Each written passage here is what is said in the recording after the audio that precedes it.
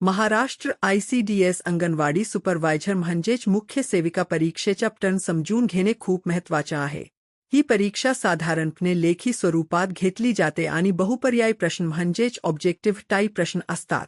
या परीक्षेमध्ये मुख्यतः खालील विषयांचा समावेश असतो: मराठी भाषा, इंग्रजी भाषा, सामान्य ज्ञान, बुद्धिमत्ता चाचणी म्हणजेच रिजनिंग, बाल विकास व पोषण आहार यासंबंधी प्रश्न आणि काही वेळा सामाजिक कल्याण योजना तसेच महाराष्ट्राशी संबंधित सामान्य माहिती यावरही प्रश्न विचारले जातात.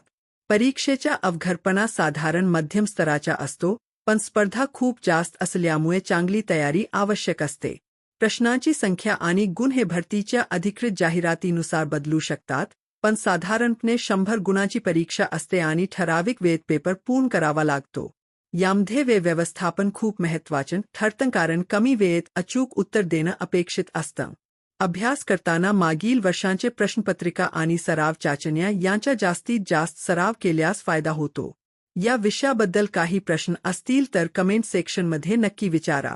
तसेच भविष्यात कोणत्या टॉपिकवर माहिती हवी आहे तेही कमेंटमध्ये सांगा. जर हा विषय उपयुक्त वाटला असेल तर कृपया हा व्हिडिओ लाईक करा आणि इतरांसोबत शेअर करा. आणि अशाच नवनवीन अपडेट्ससाठी चॅनलला सबस्क्राईब करायला विसरू नका. जर तुम्हाला हा विषय उपयोगी वाटला नसेल किंवा काही सुधारणा सुचवायच्या असतील तरीही कमेंटमध्ये नक्की कळवा. तुमचा फीडबॅक आम्हाला सुधारण्यासाठी मदत करेल.